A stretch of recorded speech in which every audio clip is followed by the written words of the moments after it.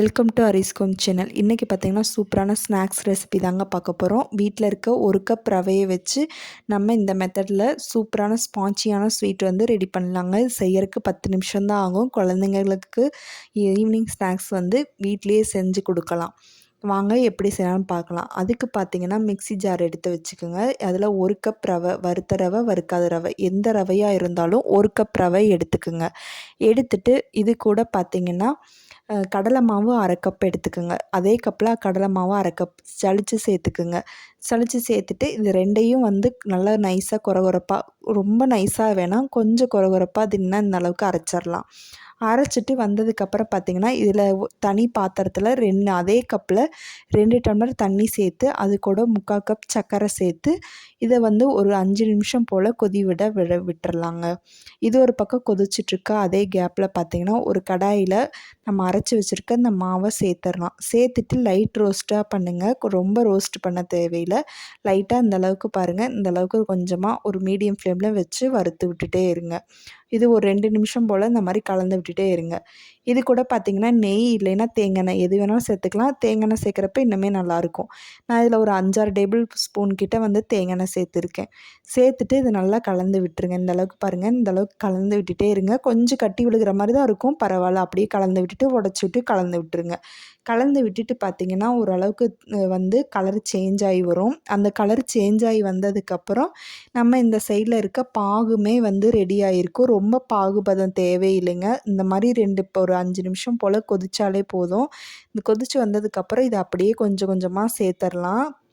சேர்த்துட்டு கட்டி இல்லாமல் நம்ம கிளறலாம். கட்டி விழுந்தாலுமே இது ஒன்றும் பிரச்சனை இல்லைங்க. கட்டி விழுந்துருச்சோன்னு பயப்படாதீங்க.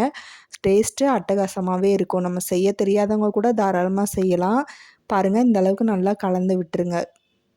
ஒரு சில பேர்த்துக்கு கட்டி விழுந்துடும், ஒரு சில பேர்த்துக்கு கட்டி விழுகாது. அதெல்லாம் ஒன்றும் பிரச்சனை இல்லைங்க. நீங்கள் நல்லா கலந்து விட்டுருங்க. இந்த அளவுக்கு கலந்து வந்ததுக்கப்புறம் பார்த்திங்கன்னா ஓரளவுக்கு 5 நிமிஷம் போல் லோ ஃப்ளேமில் வச்சுருங்க. அதுக்கப்புறம் பார்த்திங்கன்னா காய்ச்சி ஆற வச்ச பால் வந்து இந்த டைமுக்கு சேர்க்கணும். இந்த டைமுக்கு சேர்த்துட்டு நல்லா கட்டி இல்லாமல் இப்போ நம்ம கிளறணுங்க.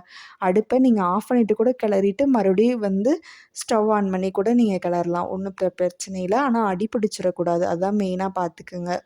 இந்த அளவுக்கு நல்லா பால் சேர்த்ததுக்கப்புறம் இப்போ நம்ம வந்து அப்படியே கைவிடாமல் கிளறிக்கிட்டே இருக்கணும். ஒரு 5லேருந்து ஒரு 10 நிமிஷம் போல் கைவிடாமல் கிளறிக்கிட்டே இருங்க. பாருங்கள், இந்த அளவுக்கு கிளறி வந்ததுக்கப்புறம் பாருங்கள், ஒரு 10லேருந்து ஒரு 15 நிமிஷம் நான் அது போல் கிளறி இருப்பேன். எடுத்து விட்டால் இந்த அளவுக்கு சுழன்ட்டு போய் விழுகணும். அந்த அளவுக்கு சூப்பராக இருக்குங்க.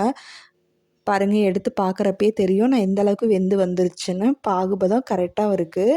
இப்போ நெய் தடவின பிளேட்டில் அப்படியே மாற்றிடலாங்க. மாற்றிட்டு இந்த மாதிரி ஸ்பூனில் டேப் பண்ணி விட்டுருங்க. டேப் பண்ணி விட்டுட்டு ஒரு ஃபேன் காற்றுல ஒரு 10லேருந்து 15 நிமிஷம் வரைக்கும் நல்லா ஆறி வரட்டும். நல்லா ஆறி வந்ததுக்கப்புறம் உங்களுக்கு பீஸ் போட்டு காட்டுறேன் பாருங்கள். பாருங்கள், ஓரளவுக்கு ஆறி வந்துருச்சு. கையில் வச்சு பார்த்தாலும் ஒட்டவும் இல்லை. சரி, நம்ம இப்போ பீஸ் போட ஆரம்பிச்சிடலாங்களா? இப்போ நம்ம பீஸ் போட்டு ஒவ்வொன்றா எடுக்கிறப்பயே பார்த்திங்கனாவே தெரியும் பீஸ் எந்த அளவுக்கு உடையாமல் வருது, எவ்வளோ சாஃப்டாக இருக்குது, ஸ்பான்ச்சியாக இருக்குங்கிறதே தெரியும். குழந்தைங்களுமே விரும்பி சாப்பிடுவாங்க.